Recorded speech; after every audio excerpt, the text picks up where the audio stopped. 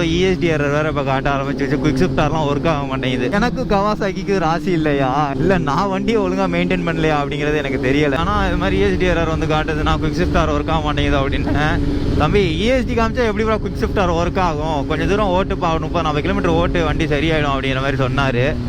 சரி ஓகே, நம்ம தான் இப்போ 200 கிலோமீட்டர் ஓட்ட போகிறோம்ல, அதனால் வந்து பார்த்தீங்கன்னா பிரச்சனை இல்லை. இப்போ என்ன ஒரு சந்தோஷமான விஷயம்னா, நின்றுட்டு இப்போ ஆஃப் பண்ணிவிட்டு வண்டியை திருப்பி ஆன் பண்ணேன், அந்த ESD மோடு வந்து பார்த்தீங்கன்னா போயிடுச்சு. ஸோ இனிமேல் வந்து குவிக் ஷிஃப்டார் ஒர்க் ஆகும் அப்படின்னு நான் நம்புகிறேன்.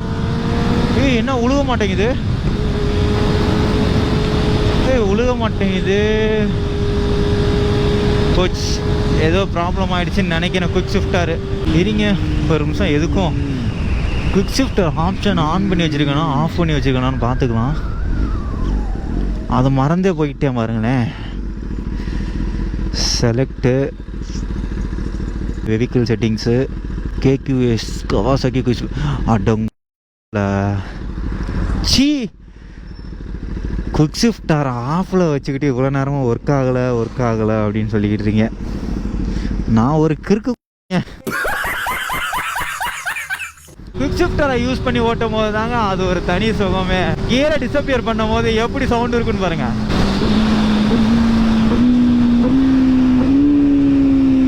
வாவ்